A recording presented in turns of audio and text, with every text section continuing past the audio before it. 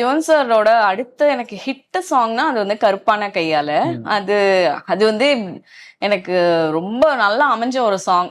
ஏன்னா சில பாட்டு தான் நான் வந்து கொஞ்சம் கூட என் வாய்ஸையோ இல்ல டோனையோ சேஞ்சே பண்ண வேண்டாம், அப்படியே கம்ஃபர்டபுளா பாடுற மாதிரி இருக்கும். எனக்கு அப்படியே ஓப்பனா எந்த ஒரு ரெஸ்ட்ரிக்ஷனும் இருக்காது. எனக்கு இன்னும் கொஞ்சம் ரொம்ப தின்னா சாஃபன் பண்ணி பாடுற பாடல்களுக்கு தான் நான் கொஞ்சம் சிரமப்படுவேன்.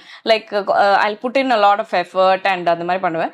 இந்த மாதிரி சாங்ஸ் ஹாப்பியா ஓப்பன் த்ரோட பாடுறது வந்து எனக்கு ஃப்ரீ ஃப்ளோயிங்கா வரும். ஸோ அந்த மாதிரி கருப்பான கையால வாஸ் லைக் ரொம்ப ஜாலியா பாடணும். அது ரொம்ப இன்ட்ரெஸ்டிங்கான ரெக்கார்டிங்காகவும் இருந்தது. ஏன்னா அந்த அந்த டைம்ஸ்லேயே வந்து இட் ஸ்டார்டட் தட் எப்படின்னா ஒரு ஸ்டுடியோ போவோம், ட்ராக் இருக்கும், கேட்போம், சிங்கரை பாடிட்டு வந்துருவோம். எப்படி அந்த சாங் வரப்போகுது இல்லை கூட யார் பாடுறாங்க எதுவுமே ஐடியா இருக்காது. இந்த பர்டிகுலர் இதுக்கு எப்படின்னா போகும்போதே வந்து ட்ராக் வாஸ் தேர் அண்ட் நானும் ரஞ்சித்தும் பக்கத்துல நின்று பாடினோம். ஸோ அது ரொம்ப இன்ட்ரெஸ்டிங்கா இருந்தது. ஒரு ஆக்சுவல் டியூட் மாதிரி இருந்தது. அவர் ஒரு லைன் பாடுறதும் நான் ஒரு லைன் பாடுறதும் அதில் சில இம்ப்ரூவ்லாம் பண்றது அதெல்லாம் ரொம்ப ஜாலியா இருந்தது. It was actually a nice effect.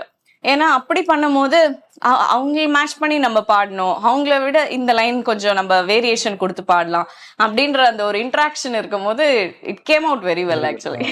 அந்த பாடல் ஷூர் ஷூர். கருப்பான கையாலே என்ன பிடிச்சா காதல்ல காதல் பூ பூக்குதம்மா, மனசுக்குள்ள பேய் பிடிச்சு ஆட்டுதம்மா, பகல் கனவு கண்டதெல்லாம் பலிக்குதம்மா, இவ மீசம் முடிய செஞ்சுக்கவே மோதிரமா, வெள்ளிக்கிழமை 10:12 ஒன்ன பார்த்தேனே, அந்த ராக கால நேரம் எனக்கு நல்ல நேரமே, தண்ணியால எனக்கு ஒன்னும் கண்டம் இல்லையே, ஒரு கண்ணியால கண்டம் என்ன தெரியவில்லையே, ஆத்துக்குள்ள மீன் பிடிக்க நீச்சல் தெரியணும், காதல் கடலுக்குள்ள முத்தெடுக்க பாய்ச்சல் புரியணும் ஐயா.